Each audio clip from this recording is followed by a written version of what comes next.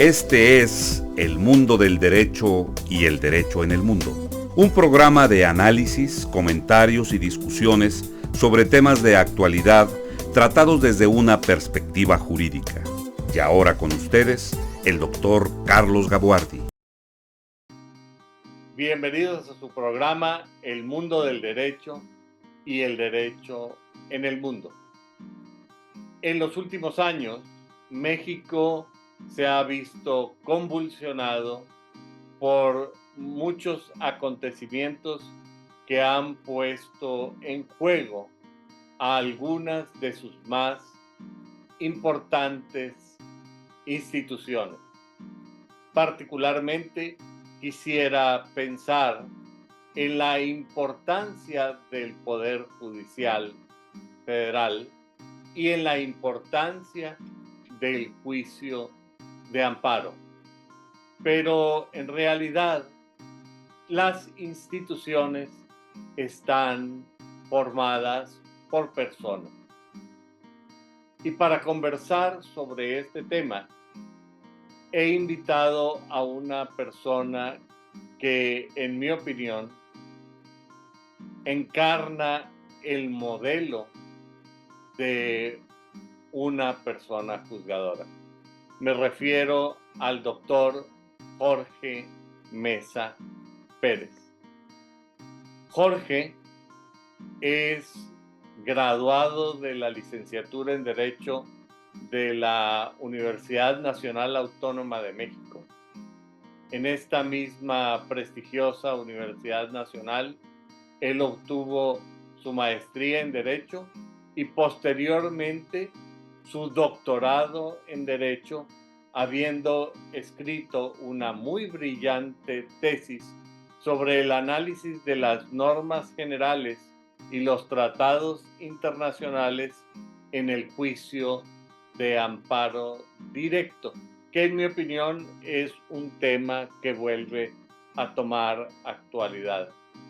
Jorge es miembro del Poder Judicial Federal desde 1976, ha desempeñado muchos puestos en los juzgados federales y ha sido juez de distrito, fue juez de distrito desde 1984, porque en 1988 fue designado como magistrado de circuito. Además de esto, su actividad ha sido muy importante, no solamente como persona juzgadora, sino también como académico.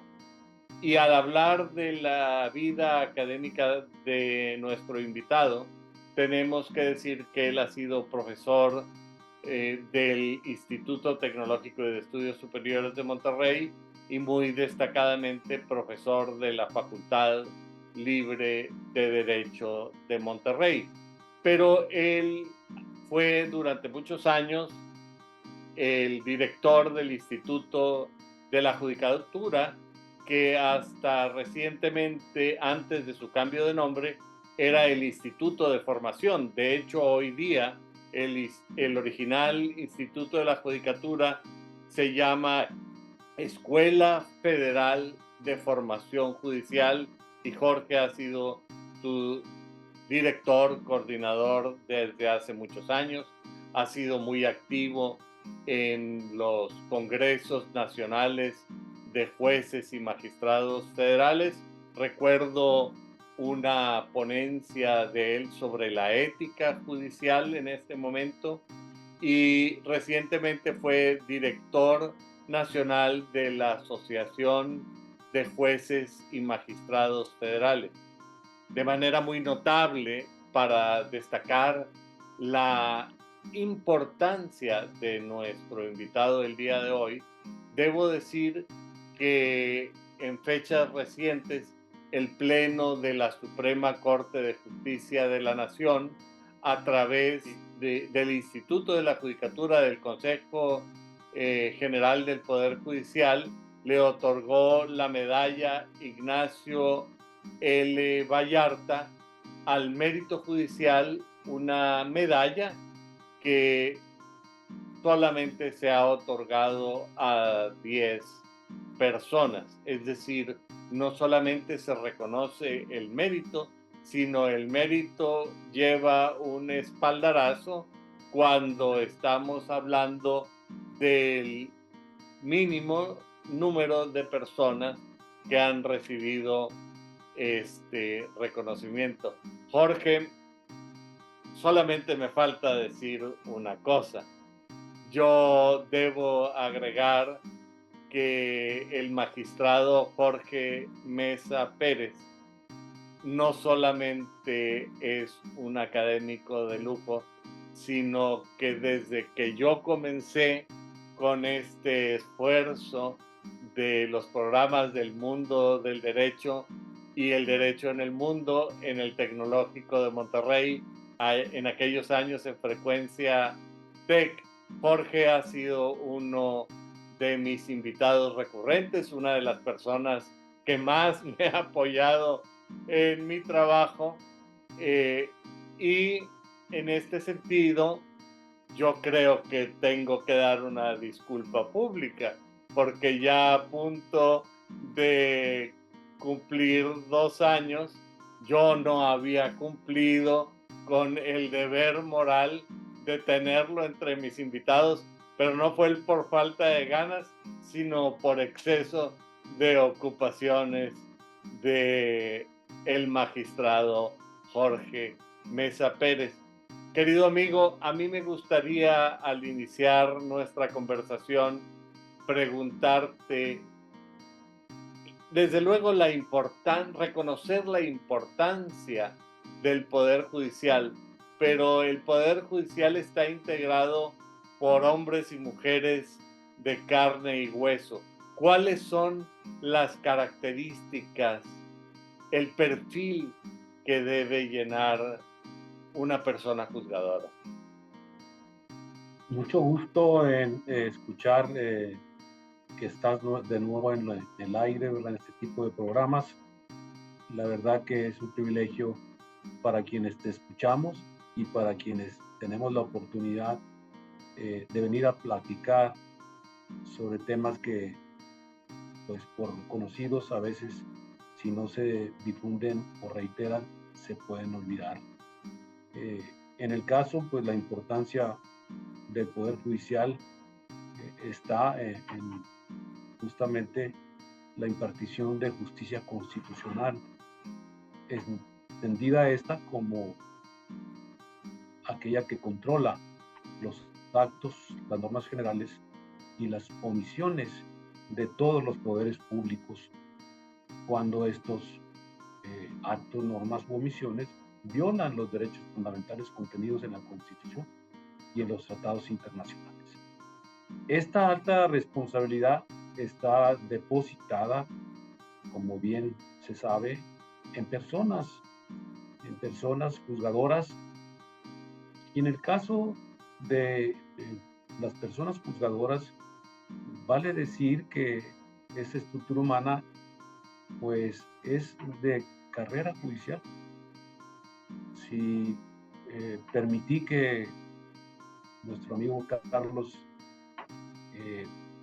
a tono de relacionar mis datos curriculares y no de presumirlos, fue precisamente para que se percibiera de primera mano el tiempo que uno dedica, los años de servicio que uno tiene y los diferentes escalafones que uno va a través del mérito judicial ascendiendo. ¿Quiénes son esas personas? ¿Quién es la estructura humana de lo que el procesalista Eduardo J. Couture nos señalaba técnicamente como la jurisdicción? En el caso del Poder Judicial, como todo el mundo lo sabe, y más que nada los operadores jurídicos, son los tribunales de la Federación, la Suprema Corte, los tribunales de circuito y los juzgados de distrito. Pero estos están integrados por personas, y las personas juzgadoras, por convicción al ingresar en los primeros puestos de la carrera, lo hacemos con con vocación de servicio, y vamos incrementando ese sentido y sobre todo esa responsabilidad y su cumplimiento con el estudio continuo. Con el estudio continuo, llámese en las esferas de abajo y en el devenir, ¿verdad?, ascendente, en las que continúan hasta llegar a los puestos de magistrado de circo. Somos personas que necesitamos estudiar, que necesitamos estar convencidos que el estudio es la única forma de preparar y ascender en la carrera judicial. Desde luego, el ejercicio profesional. Y por decir algo, ¿quién es Jorge Mesa en el Poder Judicial? En palabras muy lisas y llanas, pues soy una persona que ingresó como actuario desde el año 976 y pues he continuado este año 2024 en diferentes puestos, pero no son puestos que se llegue a ellos por razones de índole política, por decir. No, nosotros tenemos que ir capacitándonos a través de cursos, a través de la demostración en la práctica, ¿verdad? En esos puestos de secretarios de juzgado, de secretarios de la Suprema Corte, como personas para jueces, diría yo, porque en esas posiciones nosotros estudiamos, previa a la capacitación y el estudio, las pruebas y los hechos demostrados en un expediente de amparo para proponerle en su momento a los jueces, a los magistrados o a los ministros de la Suprema Corte los proyectos que ellos estudian a su vez, que estudian los expedientes y finalmente al aprobar los proyectos se discuten o en el caso de la instancia de los juzgados de distrito se resuelven por el juez de distrito. En el caso de los órganos colegiados, como ya señalé, entre ellos los tribunales colegiados, pues se resuelven en una tercia de titulares. Y se debaten, se discuten y se votan. Pero esas son las funciones del secretario. Ahora, una vez que el ejercicio profesional eficaz y eficiente va demostrando los méritos judiciales, paulatinamente la carrera judicial se hace una realidad, porque uno como servidor de la función judicial está consciente de que el estudio y ese mérito y su cumplimiento cotidiano en las funciones asignadas como secretarios es la única forma de preparar el camino para en el momento de designación como juez o magistrado se dé la aprobación y consecuente designación hoy en día a través, por supuesto, de procesos de oposición difíciles y que implican estudios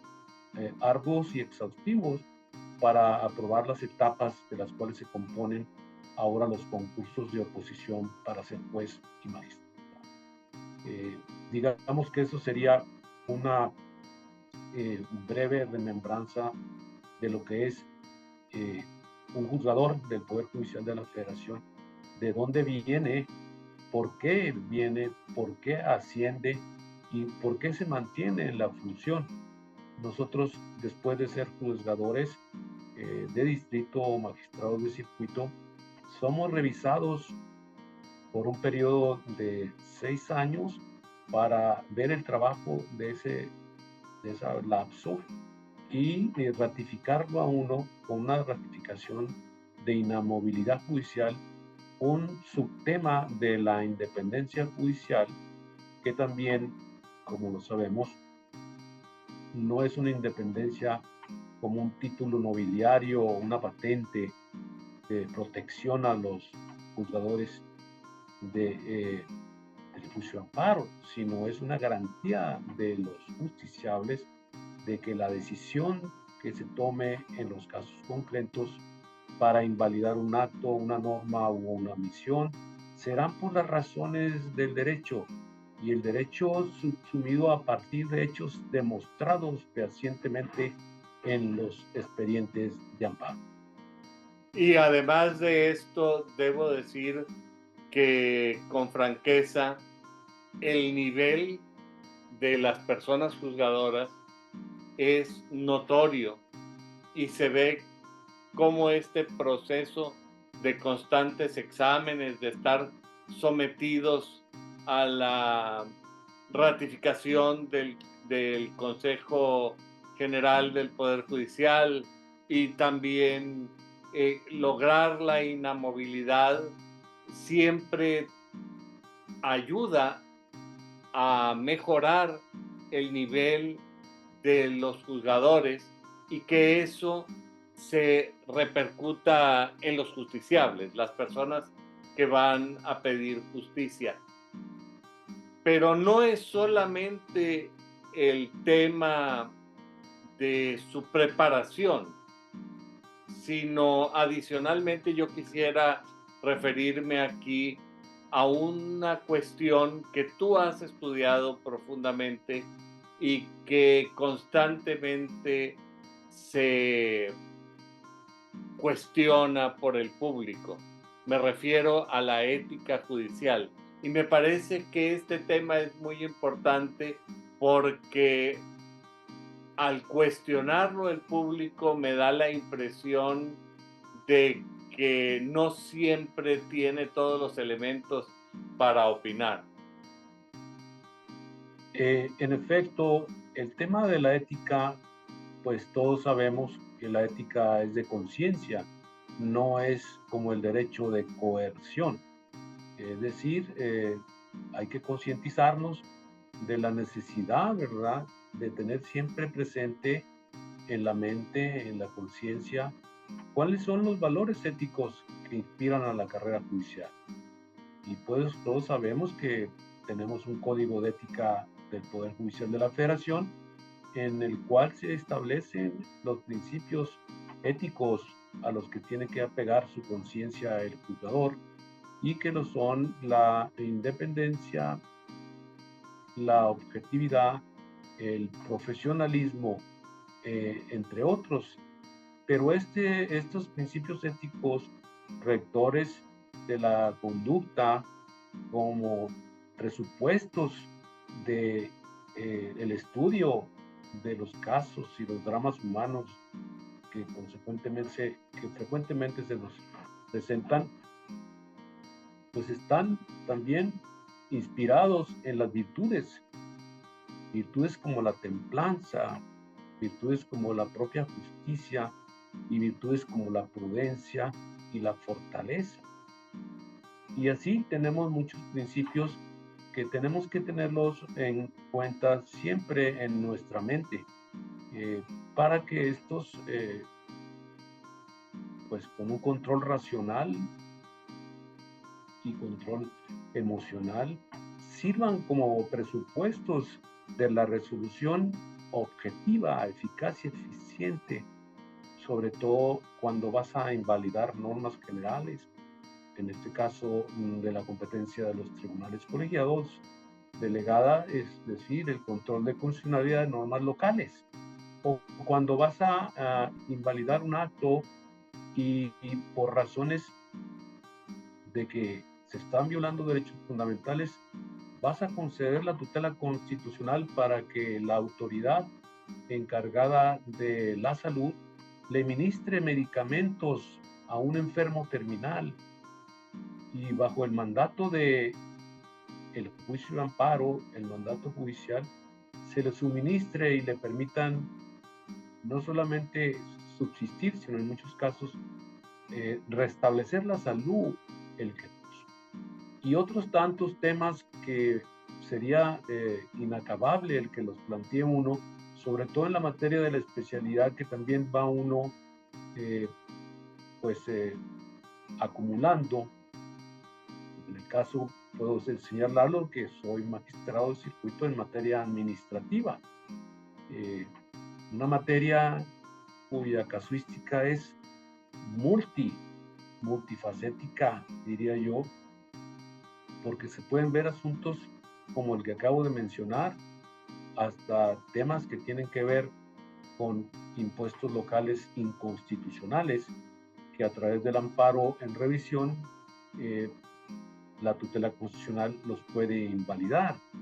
Y temas de usos de suelo, temas que tienen que ver con otro tipo de actos administrativos, como podría ser las clausuras de establecimientos con licencias o con licencias temporales, hasta el grado de poder mandatar a través de una medida cautelar el que se le ministre medicamentos a las damas que han sido motivo de violación y que ante la posibilidad de que quedasen embarazadas, deben recibir en los hospitales públicos y privados la píldora, llamada píldora del siguiente día, cuando una organización hospitalaria se niega a proveer el medicamento en contravención de una norma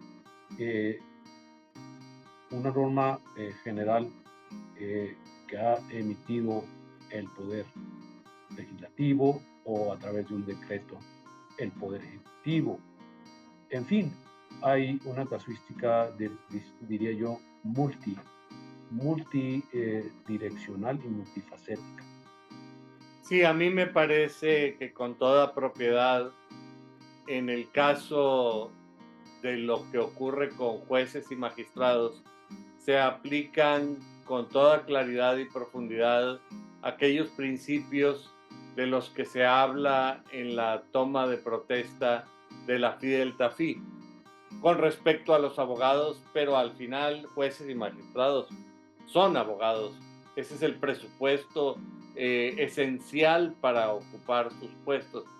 Es decir, que la gente pone en manos de los juzgadores su patrimonio, su vida, su honor, incluso su integridad en un momento determinado. Pero aunque eso sea una realidad, la gran cuestión es sobre la sensibilidad de las personas juzgadoras. ¿Qué me puedes decir sobre este tema, Jorge? Aunque de alguna manera ya me lo has estado indicando a través de los ejemplos que me has estado dando. La sensibilidad de los juzgadores ante el dolor humano. ¿Y cómo se siente? Por supuesto que la sensibilidad, sin caer en esa otra virtud extrema que es la compasión, sí es importante desarrollarla en los juzgadores, e indudablemente esto se va dando pues con los años y con el estudio de la filosofía, el estudio de la persona, de las personas, del universo, de las cosas, y desde luego en los principios y valores con los cuales se va formando la carrera judicial, muchos de los cuales pues los acabo de mencionar como principios éticos. Hoy en día en esa evolución de la neuropsicología, también hay que reflexionar y estudiar, como hace algunos años lo he intentado hacer, para buscar esa sensibilidad justamente ante lo que para mí, y no es que sea propia de mi autoría la expresión, sino de los filósofos, para mí coincido con ellos de que hay que tener empatía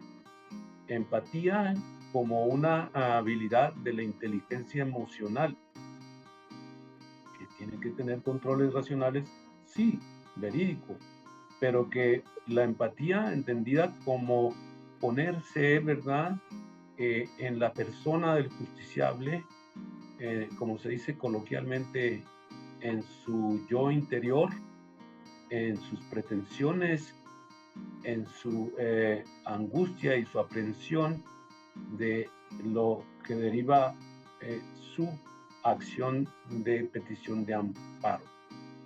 La empatía imparcial, desde mi perspectiva, es importante y es la que genera la sensibilidad, no como una forma de tergiversar la decisión, sino como una forma de entender al justiciable en la dimensión en la que viene a plantear el drama humano y en la que el juzgador, visto en ese drama humano, pero sin influenciarse, sino con la empatía como una capacidad, entender esa acción y los hechos, objetivizarlos de la manera más exhaustiva para poder aplicar los abstractos del derecho. Esto da la lógica o el silogismo, más bien dicho, normativo, que viene a ser lo que nosotros llamamos sentencias. Sentencias que viene de sentir que viene de sensibilidad, y sensibilidad que viene a ser el parámetro los presupuestos. Este último, a propósito de tu pregunta de que, ¿qué es la sensibilidad? La sensibilidad, ¿verdad?, de sentir el drama y percibir de la manera más objetiva y racional la mejor decisión. Es fácil señalar que en una petición de amparo el drama humano puede ser debido a muerte en cuanto al suministro de medicinas, por ejemplo. Si nosotros fríamente advertimos, la norma señala los requisitos A, B, C y D para poder darle razón en la medida cautelar al justiciable, pero la interpretación en contra de el acceso a la justicia, en contra del principio pro persona, sería muy positivista, y para salvar eso, en mi opinión, hay que agregar a las virtudes cardinales ya mencionadas, a las virtudes judiciales también mencionadas y a la forma de materializarlas para la impartición de justicia, pues hay que conjugar la empatía como virtud. Insisto, como virtud y presupuesto del control emocional para lograr objetivizar, individualizar y dictar una sentencia cuando las razones le asistan al justiciable para restituirle el derecho fundamental. Me parece que este es un tema que hay que seguir explorando, que hay que hacer un alto por todos y todas las juzgadoras del Poder Judicial de la Federación, y esta es un área de oportunidad que ya está demostrado que entre empatía entre las personas, las relaciones, empatía entre las naciones, las relaciones se vuelven coincidentes, humanas, de bienestar colectivo. A contrario sensu, la falta de empatía se traduce en una deshumanización que trae como consecuencia diferendos muy delicados que llegan a convertirse en grandes conflagraciones mundiales. Creo que el derecho empático y la justicia empática imparcial es el siguiente paso a integrar dentro de nuestro código de ética del Poder Judicial, entendida la empatía como una virtud. Y la verdad que el sesgo que le doy a los comentarios, pues lo hago derivar de la pregunta tan importante que siempre debe estar como referente y no como pregunta en nosotros los juzgadores como seres humanos, ¿verdad? ¿Qué es la sensibilidad?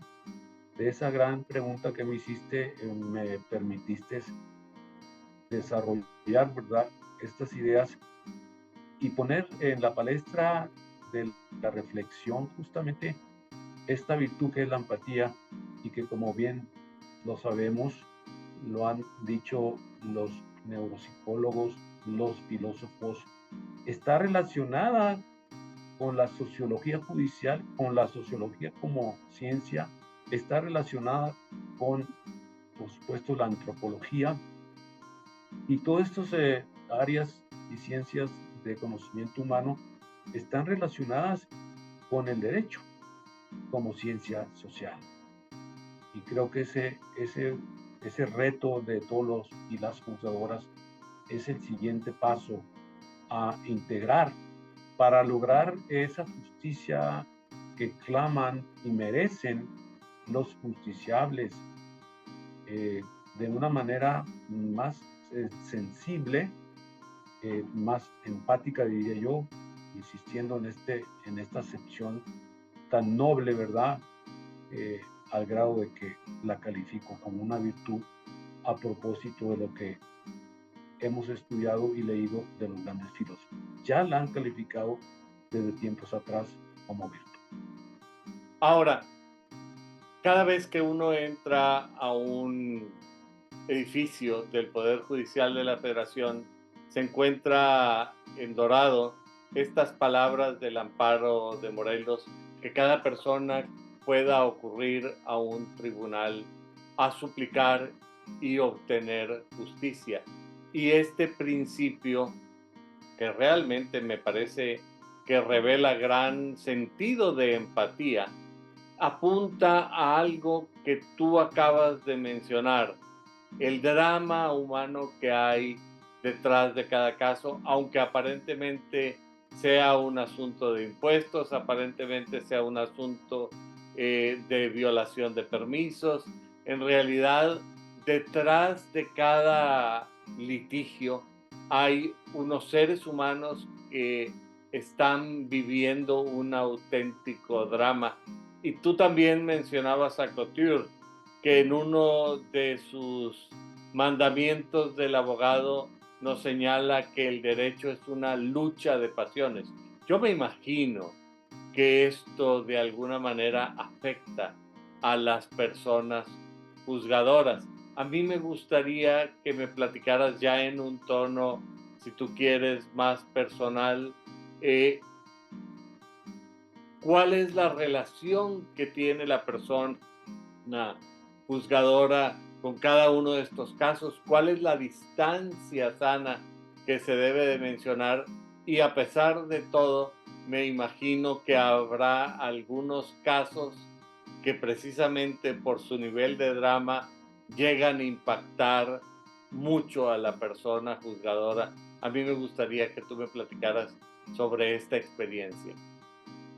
Por supuesto que podría señalar de primera mano que las pasiones, pues no como peyorativamente se pueden tomar, sino la pasión por la justicia es el referente que te convierte en una persona más objetiva, sin olvidar, ¿verdad?, los dramas humanos y las circunstancias que vive un drama humano o que vive un justiciable a través de ese drama. Entonces, la pasión vista por la verdad, por la verdad de los hechos probados, y la verdad del derecho bien interpretado y no sesgado, del derecho no positivista, sino la interpretación pro persona, pro acceso, y todo para magnificar, o vamos a decirlo, para hacer real el derecho que se clama, sesga o definitivamente elimina cualquier ideología que sí puede tener implicaciones negativas en la personalidad. Yo diría pasión por la justicia y la verdad en la interpretación del derecho e interpretación de los hechos para llegar a la conclusión racional y objetiva de asistencia del derecho constitucional del gobernado quejoso. Hasta ahí, pasiones en el sentido de un movimiento intersubjetivo de tu persona por razones ideológicas no puede haber en el sentir del juzgador. Hay que abstraerse, y todo eso se logra desde mi modesta opinión, desde el estudio, ¿verdad?, de la filosofía y de las ramas y ciencias auxiliares del derecho.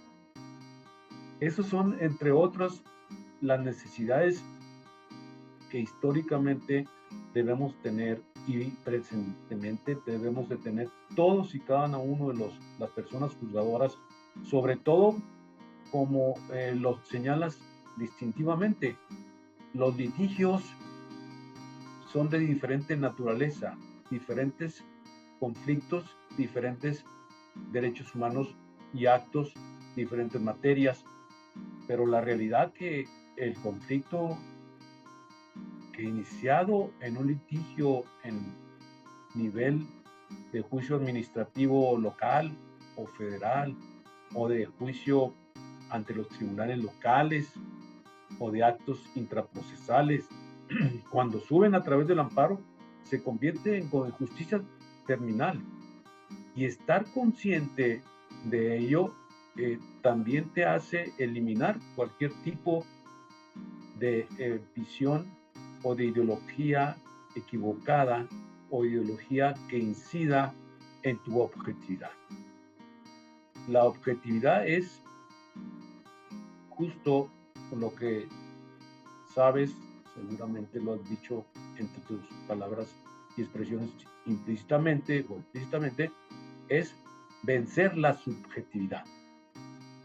Y como principio ético del juzgador, tenemos que ser objetivos y fallar los asuntos, indudablemente, por las razones del derecho, y yo le agregaría las razones del derecho con la verdad y la eficacia de la justicia. Ahora, me imagino que esta función de ejercer la jurisdicción, de decir el derecho, de juzgar, también implica para la persona juzgadora algunos dilemas. Ahorita tú me platicarás sobre algunos de estos dilemas, pero particularmente hay uno que, visto desde la barrera, constantemente se comenta. Cuando el juez tiene que enfrentar un dilema entre las formas del derecho y la justicia, ¿hay que estar a las formas y a la norma o hay que estar a la justicia? Indudablemente es un tema que podría señalarse como dilema desde la visión, ¿verdad?, de la pureza de la justicia, cuando el derecho no cuadra con la justicia. Pero a mi parecer, el derecho no visto desde la teoría positivista, sí permite al juzgador, en muchos casos que son casos difíciles, como lo decía el maestro Manuel Atienza, pues hay que darle una interpretación, ¿verdad?, a partir de a quién o de quién es quien impetra la justicia, quien la invoca y cuáles son los hechos para ver el derecho con diría yo, con una interpretación favorable al justiciable. Yo no puedo asegurar ahorita mismo, a través de estos pues varias décadas, que se me haya presentado un dilema de esa naturaleza. Cuando hay una discusión en un debate de la aplicación fría y positiva de la norma, los elementos abstractos dicen A, B, C y D, y los hechos son Z, Y. Por tanto, el silogismo normativo es conclusión A, B, C y D de los abstractos no permiten la subsunción o los hechos X y Z no permiten la subsunción en el derecho. Conclusión positivista, no ha lugar a concederle la razón.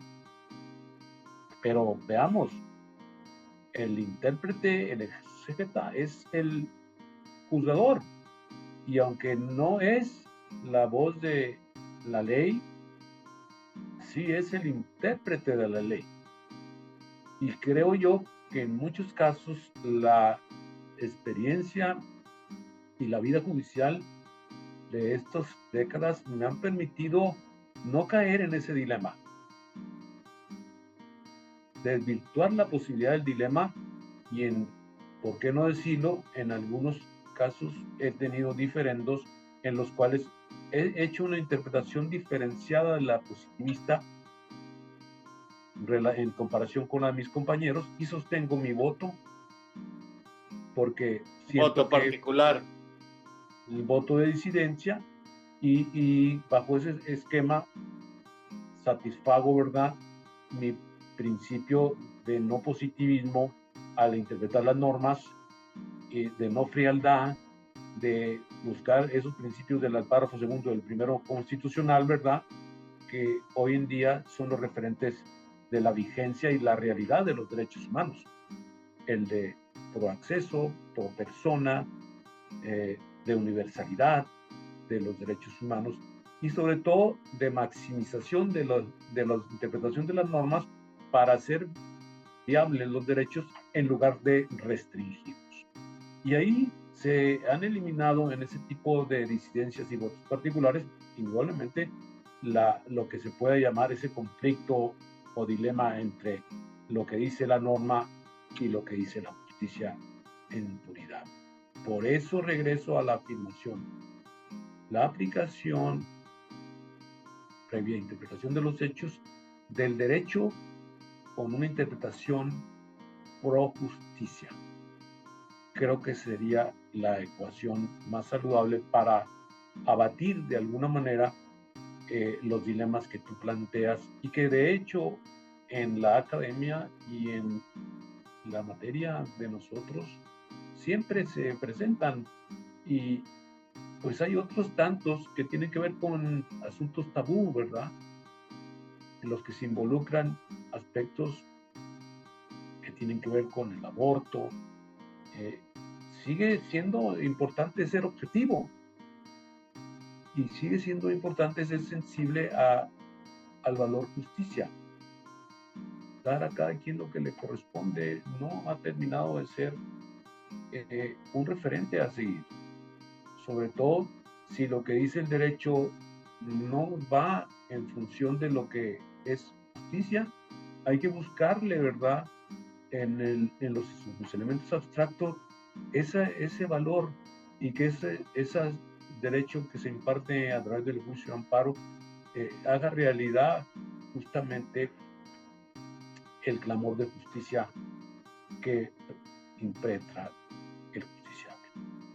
Pero me imagino que para llegar a estos niveles de razonamiento, para llegar a estos niveles de razonamiento y entendimiento de las cosas, es imprescindible tener una formación sólida.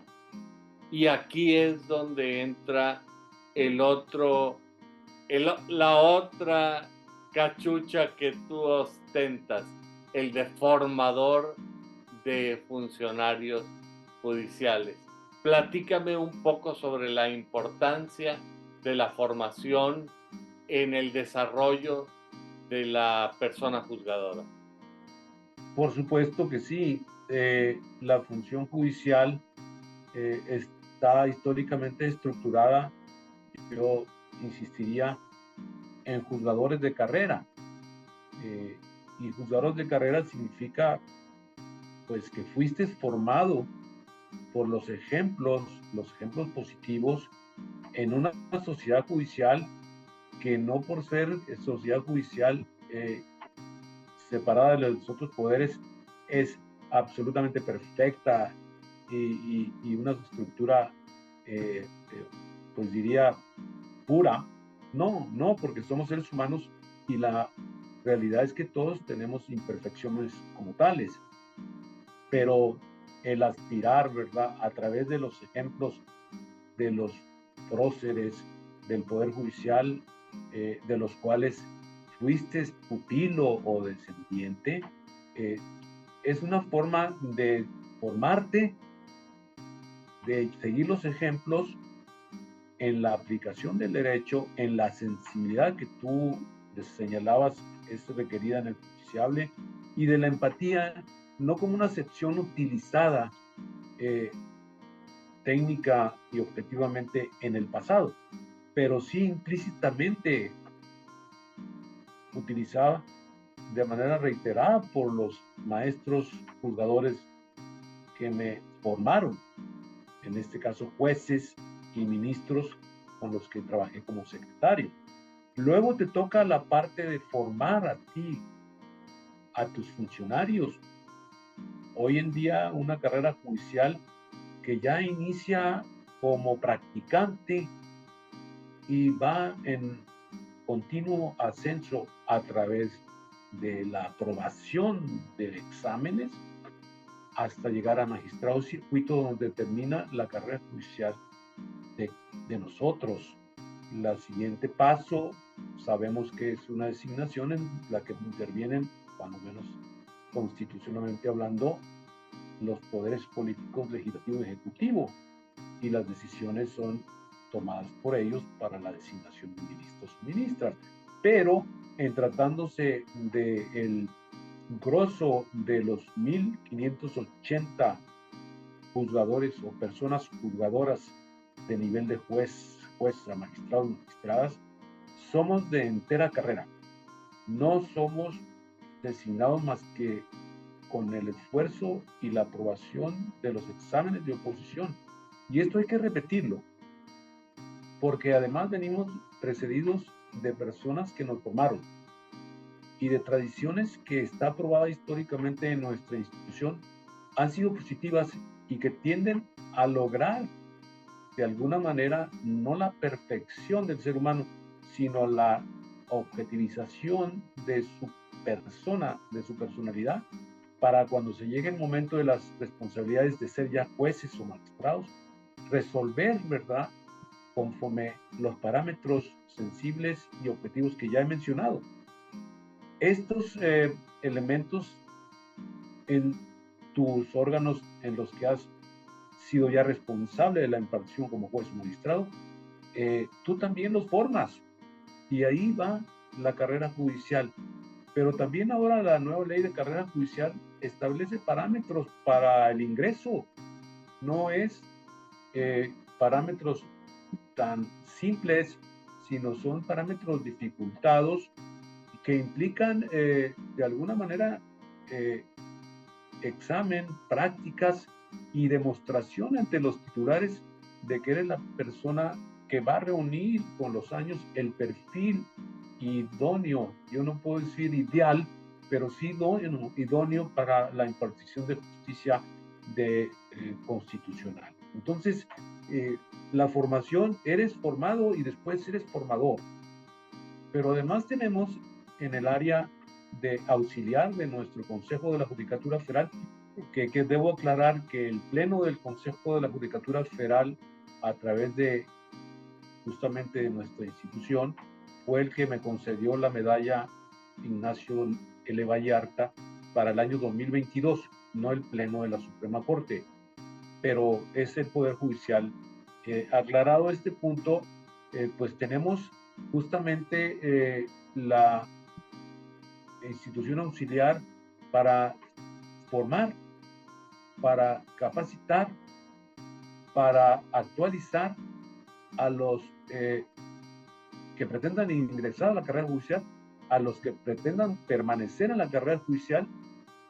Existe el código de ética y también en la capacitación, pues sí, existen los cursos que hoy en día la institución se denomina, como bien lo dijiste, Escuela Federal de Formación Judicial, de la cual tu servidor en el estado de Nuevo León me corresponde coordinar hoy en día el concurso escolarizado para secretarios de tribunales de circuito y juzgados de distrito. Es un curso escolarizado que para ingresar al mismo se requiere presentar un examen de admisión, de admisión muy exigente para que los mejores elementos pasen a tomar el curso durante un ejercicio que es anual. El ejercicio lectivo que nos ocupa es el 2024, inició ahora en el mes de mayo a principios y termina hasta enero de 2025. El programa es un programa de capacitación con 16 materias presenciales que tienen que ver, entre otras cosas, sobre, eh, por ejemplo, habilidades socioemocionales de aquellos El tema del que aspirantes. estamos comentando. De alguna manera, claro que sí, la inteligencia emocional y la empatía como una de las habilidades más importantes que yo califiqué, ya lo señalaba, como una virtud y así calificado por los expertos. Entonces, este curso después continuará a partir de agosto y se extenderá con tutorías de titulares a estos aspirantes para que llegue el momento en que ellos practiquen haciendo resoluciones, proyectos de sentencia, acuerdos y prácticas en unidades jurisdiccionales en las cuales están adscritos. Todo esto bajo el orden de una currícula académica muy exigente y bajo justamente una estructura humana de docentes que en su mayoría son magistrados y jueces de distrito y también académicos de universidades prestigiadas del país. Entre ellas, Y por del mundo, supuesto, diría yo, del porque mundo. entiendo que ustedes a veces traen como invitados a profesores de renombre mundial.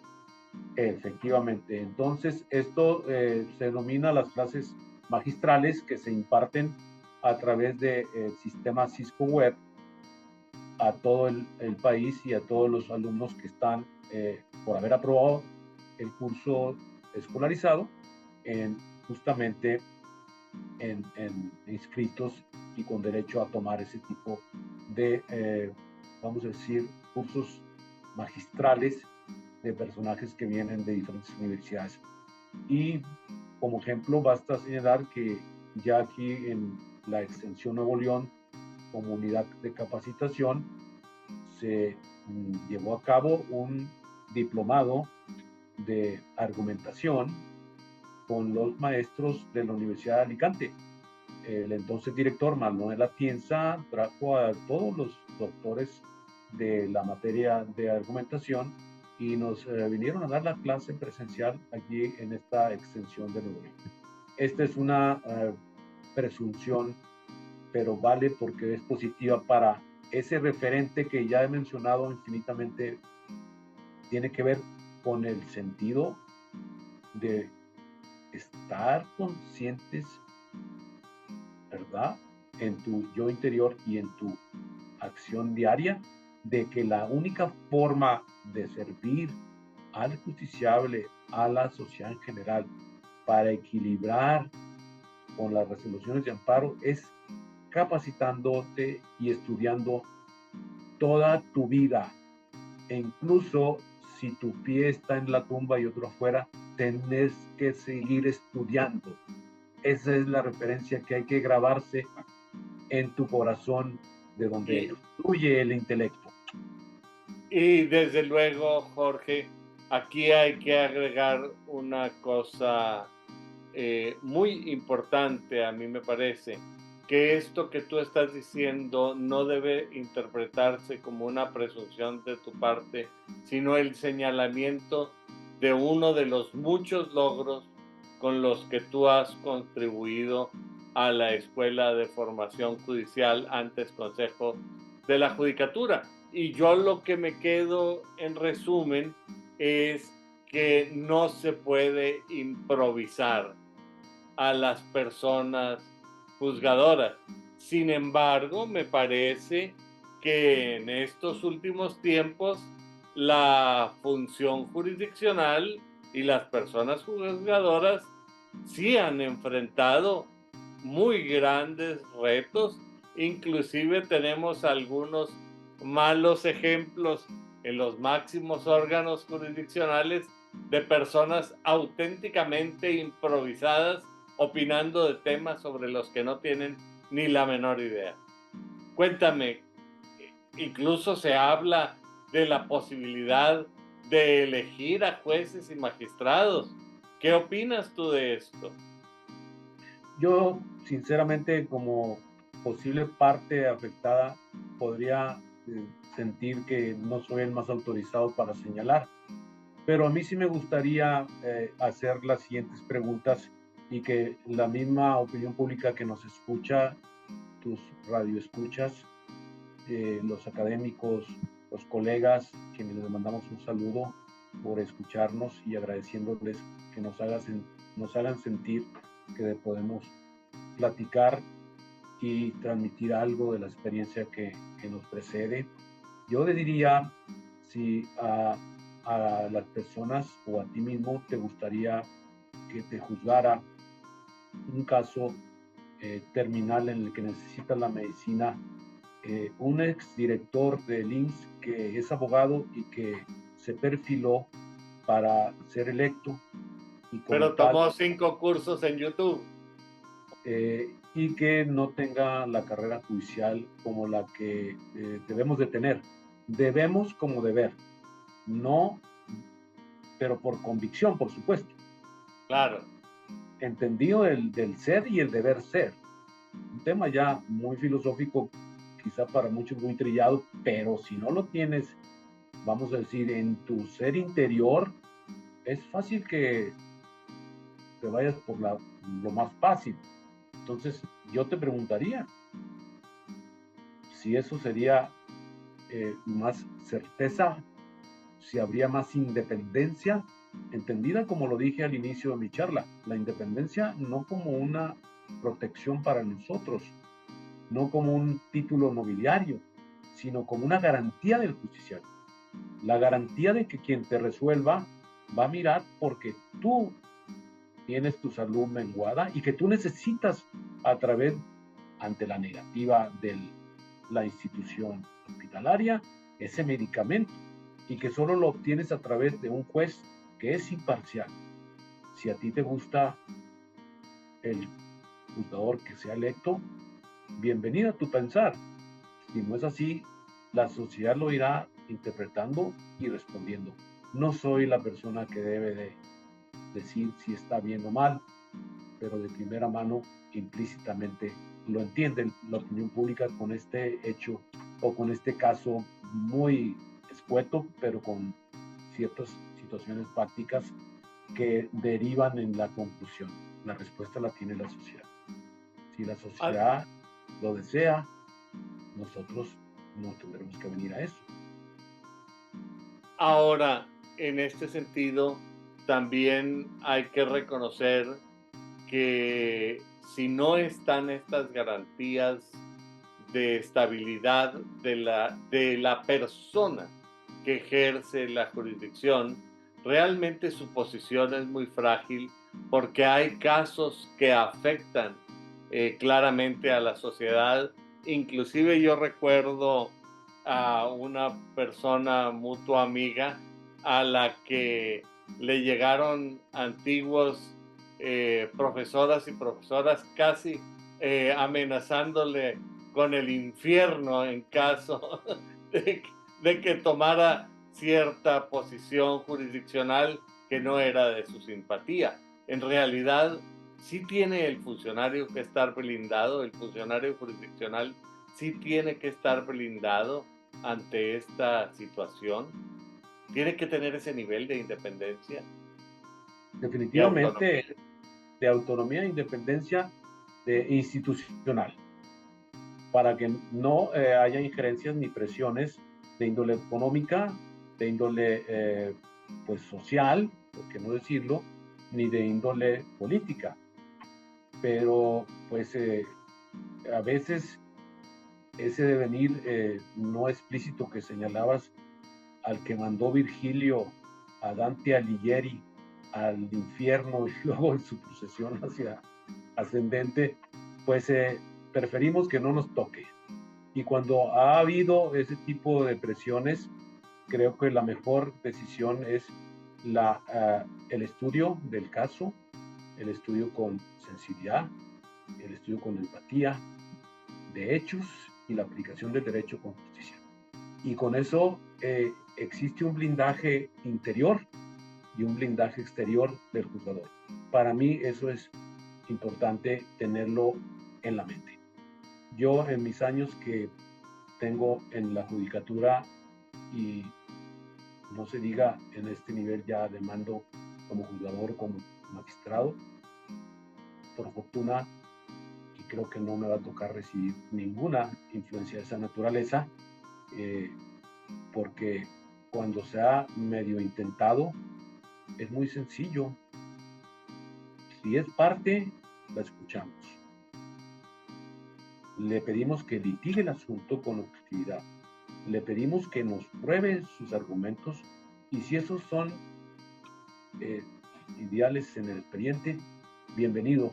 Porque hay que decirlo que una de las desideratas de los jueces de control constitucional, desde mi modesta opinión, vuelvo a señalar la palabra modesta, por convicción, no por pose, es justamente ver por la justicia y por esa desiderata que busca el justiciable, la justicia sustantiva, la justicia adjetiva real, no la justicia en el romanticismo, no, en la objetivización de cada caso. Y esa es una de las grandes convicciones que nos mueve y nos convierte ahora sí en la palabra que utilizabas tú, en la pasión por el derecho y por el derecho a amparo. Sí, claro. Y esto toca no solamente conceptos abstractos y de tipo académico, sino vidas concretas y se las podemos plantear a las personas que obtuvieron agua gracias al juicio de amparo o a la persona que falleció porque en un momento determinado clamó justicia porque se violaba un permiso y no lo obtuvo. Al final de cada caso, de cada asunto, no es una ecuación fría, sino es una realidad humana, concreta, para usar tus propias palabras. Se trata de un drama humano. Hemos estado conversando sobre muchos temas y creo que nos quedan muchos temas pendientes y a mí me gustaría, francamente, Jorge, decirte públicamente que a mí me gustaría que tú continuaras siendo uno de los entrevistados regulares de mi programa porque lo prestigias con tu presencia, conocimientos, sabiduría y buen juicio. Pero al irnos acercando al final de este programa, a mí me gustaría pedirte que antes de despedirlo, tú nos hicieras el favor de dejar un mensaje para el público que semana a semana nos hace el favor de escucharnos. Con muchísimo gusto, pero no sin antes agradecer tu amabilidad de tus expresiones injustificadas hacia mi persona, sustentadas solo en el afecto. La recibo con ese matiz. Sí, el mensaje es que espero que de corazón y a través de los razonamientos de mi intelecto haya podido yo explicarles quiénes somos, de dónde venimos, a dónde vamos, cuál es nuestra misión, cuál es nuestra convicción en la impartición de justicia de amparo.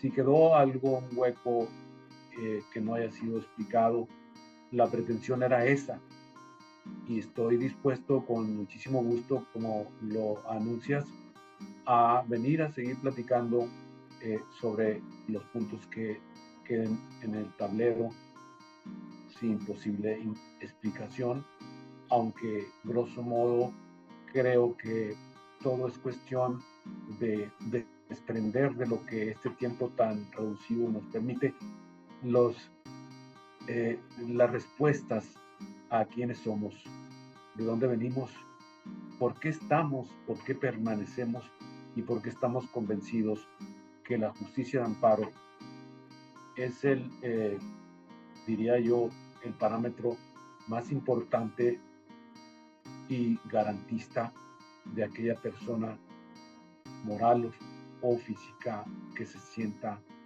agraviada por la violación de un derecho fundamental.